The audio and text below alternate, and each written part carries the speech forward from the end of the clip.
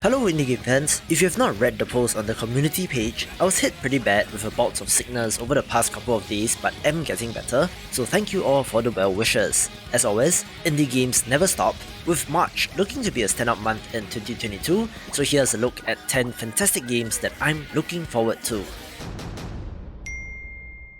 Let's begin with Jitsu Squad, a very vibrant and flashy beat-em-up title that I've been looking forward to, having previewed this a couple of times in my videos looking forward to upcoming beat-em-up titles, link in the top right, where it is finally releasing and I cannot wait. It has co-op support for up to 4 players, and is inspired by titles like MVC2, Dragon Ball FighterZ, and Smash Brothers, so of course there are plenty of flashy moves and bombastic attacks, with infinite juggles, parrying, counters, and even an upgrade system for your characters. Keen-eyed viewers may even be able to spot a couple of crossover characters in this trailer, looking like an excellent modern iteration on the concept.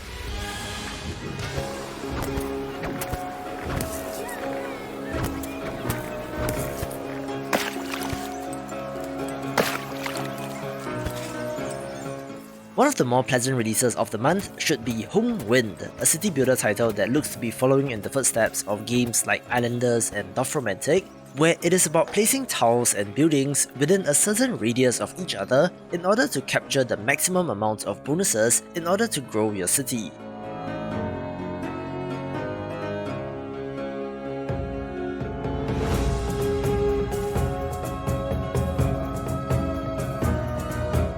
There is procedural generation of the maps, which keeps it varied, and another nice aspect is that this is supposed to be free as well, so no harm checking it out.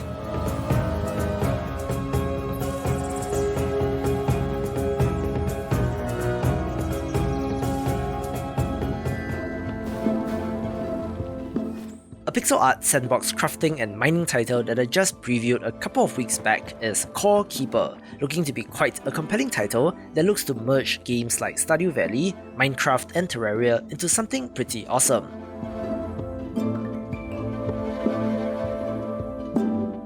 The developers did a pretty smart thing by stress testing the game with media and content creators, hence a bunch of testimonials in this trailer, where I can certainly see the appeal of a title like this, especially if you love survival crafting titles.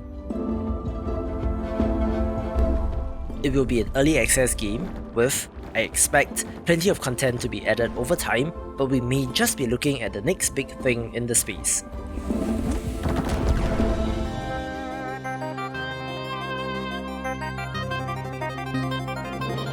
If you ever caught my 50,000 subscribers special on games that I loved from my childhood, you will not be surprised to see Heroes Hour on the list, since this bears a certain visual resemblance to the Heroes of Might and Magic series of games.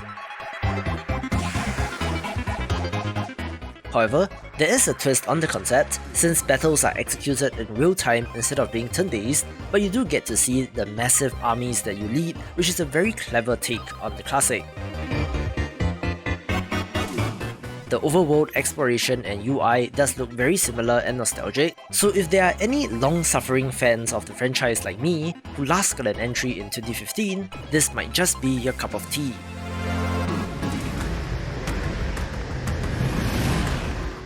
Another long-anticipated title makes it to launch with ANNO Mutationem, a 2D side-scrolling action platformer set in a cyberpunk world, where most interestingly, it draws upon the collective internet lore of the SCP Foundation and its objects, which will be similar to that of Remedy's Control.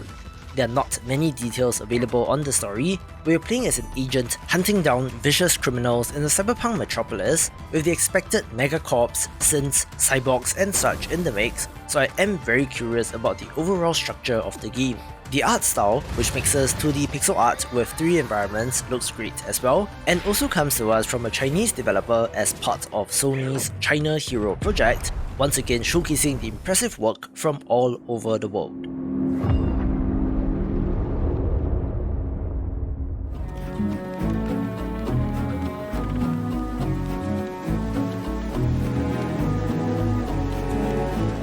One of my favourite games from 2018 was Far Lone Sails, an adventure platformer where you're piloting a convertible vehicle across a dried up seabed in the post-apocalypse, where the developers are back with Far Changing Tides, having a similar kind of gameplay, but varying up the art, colour scheme and setting, this time actually having some water in the game as a boy goes on a journey to find a new home.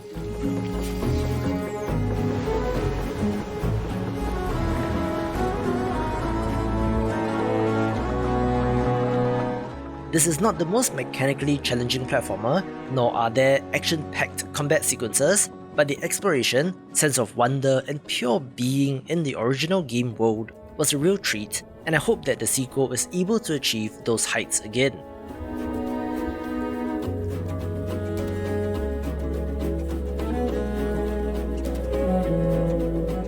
If you enjoyed titles like Abzu, I think that there's something to love here, so for a more meditative experience, join me on the ride for this one.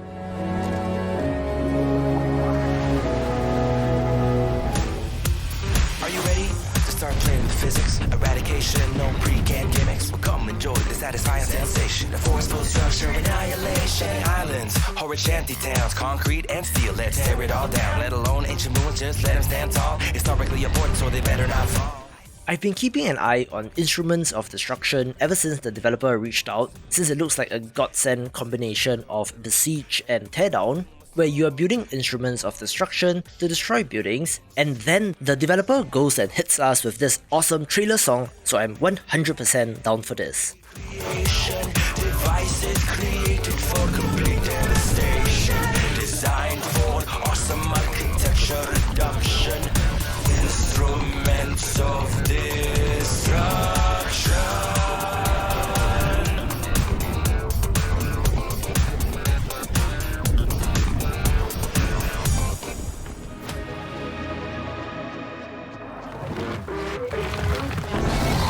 Yes, indeed. After what, 5 or 6 years, I can finally say that TUNIC is releasing next month, a title which absolutely wowed when it was first shown off and has just taken a long time to develop.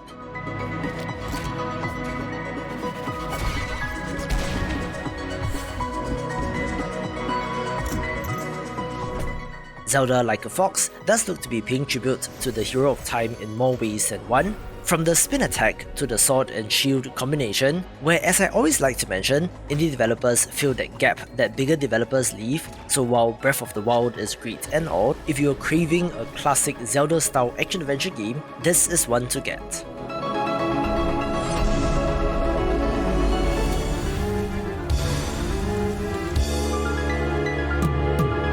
I love Pokemon since I practically grew up with the franchise, so the monster taming RPG does always have a very special place in my heart, which is why I've been looking forward to Coromon, and despite multiple delays, I'm still very keen on checking this out.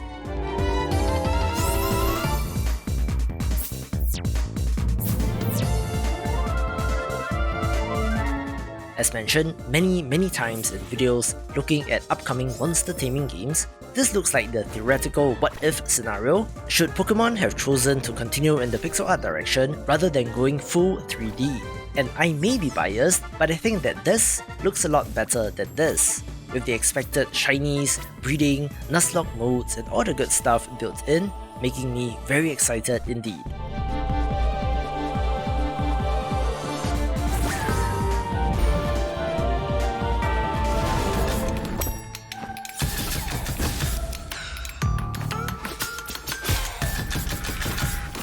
I like to think that I can spot a hit in the making, which is why Have a Nice Death Get Stop Billing, since this roguelike platformer where you play as a Grim Reaper looks absolutely fantastic.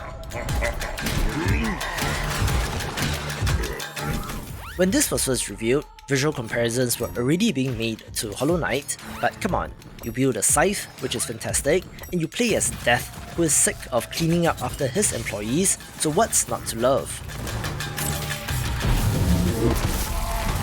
This title is sorely needed in the roguelite space, which, admittedly, has kind of been on autopilot for a little bit, so here's hoping that this is the spark taking the #1 spot. For more roguelites, watch these videos and I will see you after the jump.